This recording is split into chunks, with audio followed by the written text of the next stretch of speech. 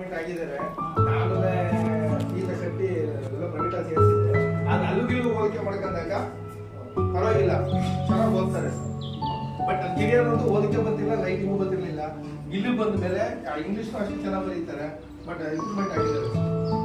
ಅದರಲ್ಲೇ ಇಲ್ಲಿ ಹಿಂದಿ, ಇಂಗ್ಲೀಷು, ಕನ್ನಡ ಎಲ್ಲನೂ ಹಿಂದಿಯಲ್ಲಿ ಮಾತಾಡ್ತಾರೆ.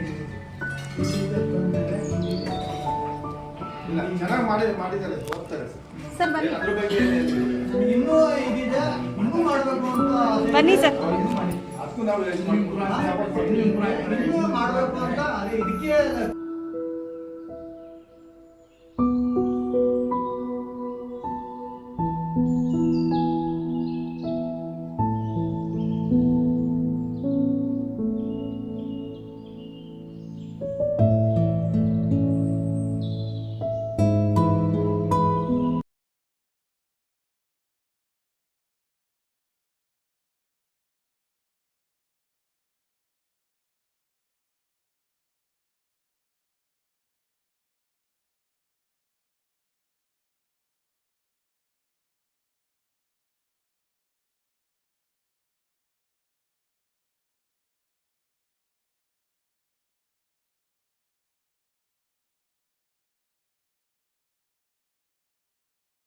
ಖುಷಿ ಆಗ್ತದೆ. ನಿಮ್ಮ ಮಕ್ಕಳ ಬೆಳವಣಿಗೆಗೋಸ್ಕರ ಸೇರಿದೆ.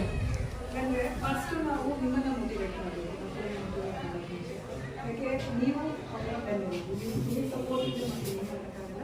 ಹಾಗಾಗಿ ನಿಮಗೆ ಹೇಗಿರಬೇಕು ಮಕ್ಕಳ ಜೊತೆ ನೀವು ಹೇಳಿದಾಗ ನೀವು ಪಾಲಿಸಿದಾಗ, ಸೊ ಇಬ್ಬರು ನಾವು ಶಿಕ್ಷಕರು